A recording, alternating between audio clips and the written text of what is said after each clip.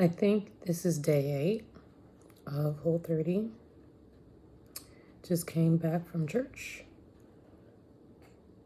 I packed my little breakfast and is singing the choir today.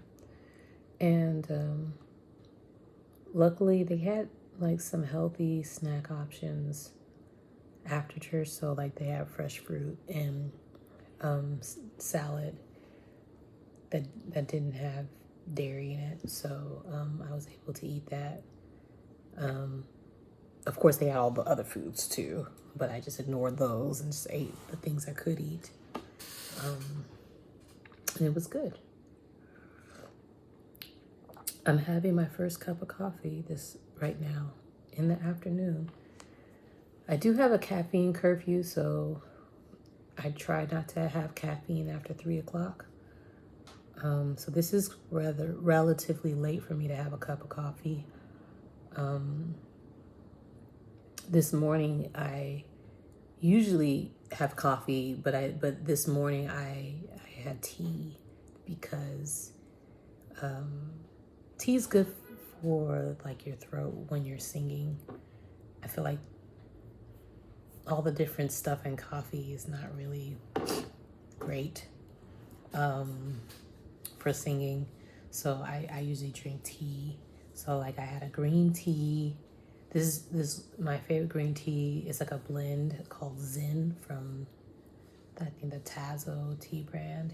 And then I put some just a slice of lemon in it, and no sugar, no sweeteners, just the green tea and a slice of lemon. Squeeze it, put the whole thing in there, the slice. And I just drank that through the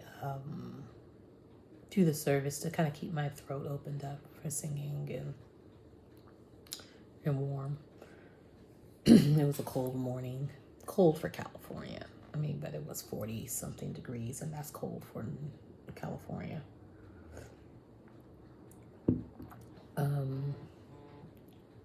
So I was able to, it was a very lovely service today.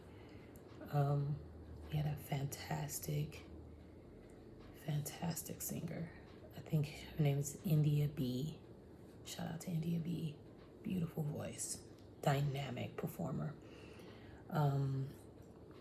Just set the church on fire with her singing. I love it. I love those moments when it just the music is so good that everything just has to stop because people are just feeling it and just they need to hear a little bit more. I mean, sometimes you have that in like a good concert too, like when the concert is over and they try to leave and like the crowd is like, no, come back, and then like they come back and they do like another bonus song. I love that. There have been a few moments where I've been to concerts and they don't, people try to say come back and they don't come back. I'm like, oh, you didn't come back, So I love it when they do it, like, okay, I'll come back and do one more, So yeah, so performing is awesome. Yeah, I'm gonna eventually get back out there and do a little something myself, but it was good. It was a good service today. The minister, the reverend, was really always very good and feeding to the soul. So yeah, I had lunch when I came home. I had my spaghetti squash and meatballs and my one potato. The chips, they weren't kind of like chips. They were more like what is it? I don't know what they call them. Are they scallop potatoes? Because they were soft. A lot of them were kind of soft. They weren't crunchy. I didn't get the crunch right on potatoes. I got the crunch right on plantain chips. I have not figured out the crunch for potatoes yet. It's a different science for cooking those. The temperature and the timing that I use for plantain chips did not work for potatoes. Potatoes are like, this ain't hot. What you doing? You know, and like potatoes need high heat. They're like, you need to fry my ass. And if you ain't gonna fry it, then you need to make it hotter up in this oven. And I'm like, well, I didn't know. I thought y'all starches. I just thought, you know, y'all work together. But clearly no. Plantains is like low and slow and we're good. And we gonna be as crunchy as you wanna be. But potatoes, you gotta know how to do it right. So I have not figured that out yet. Like I said before, I like plantains better than potato chips anyway. So I'm not hard pressed, but I ate through all my plantains, 1 plantain a meal. So now I'm just doing the potato thing, 1 potato a meal if I want that crunch. Until I get this sugar addiction out of my system. I think eventually I'll crave it less, because even the last time I had the plantain chips, even the last meal, I didn't even eat the whole thing.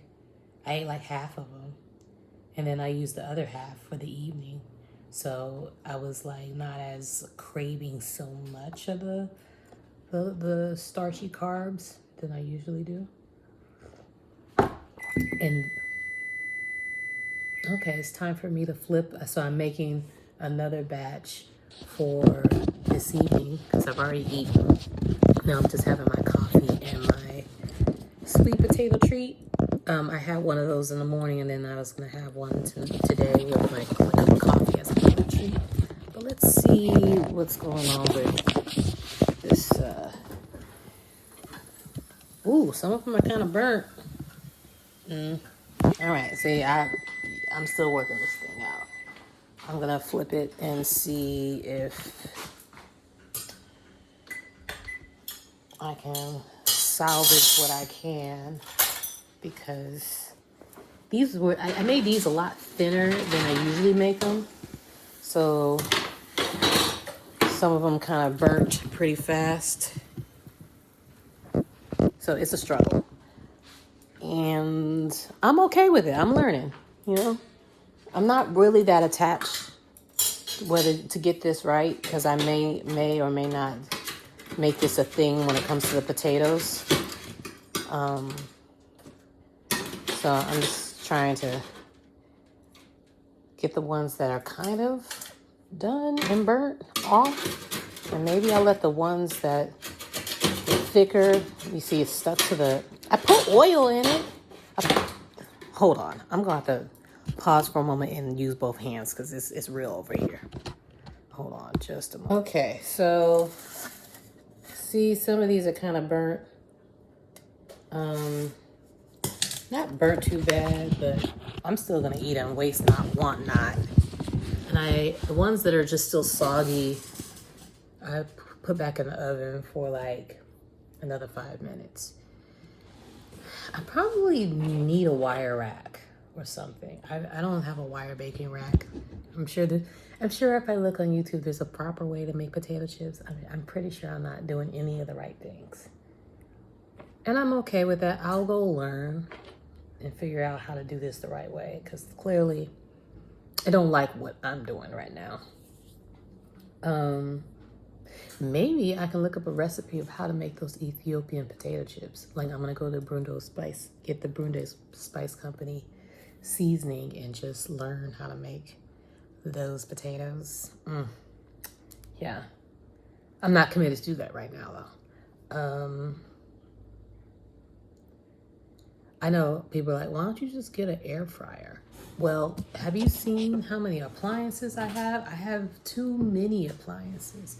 There's literally no space on my kitchen counter, and I am in the season of life where I need to declutter and stop adding stuff and getting rid of stuff. So I have a toaster oven. So if you see, I got an espresso machine, I got a juicer, toaster oven, a blender, a crock pot, a water purifier, you know, and then I have I'm pretty sure I have other things too that are just stored away, but that's a lot of different things. And I do use them. I use the espresso machine, like I just made my coffee with the espresso machine. But that is still a lot of stuff. So I feel like the air fryer, there's no room for an air fryer. And I have a microwave, obviously. It's on the other side. But whenever my toaster decides to stop working, I think that's when I will incorporate an air fryer. But I just don't feel like a need to have an air fryer if I have a toaster oven. So, and I don't have a toaster because I have a toaster oven. So the toaster oven, and I use that almost every day. So I use that as much as I use the microwave. So I'm just not going to get an air fryer until that decides to retire. No matter how fabulous everyone says it is, I'm pretty sure it is. Pretty convenient. It's just not something I need right now. So yeah.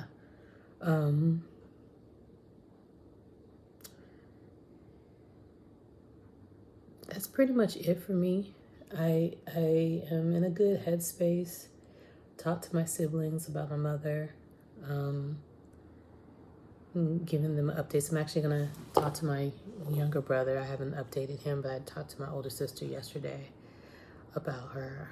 And so we're all kind of in alignment of stuff. And a lot of this is, I'm just praying about my family, praying about all the changes, praying about the overwhelm and the feelings. I had a good practitioner session, and it was very powerful. Been through a lot of changes, still going through a lot of changes, but grateful I'm not doing this alone. Grateful I'm having different tools to take me to healing. And like food is a big deal. It's a thing that I have to heal through in terms of my relationship to food, why I do the things I do, taking the time to really express myself, my feelings.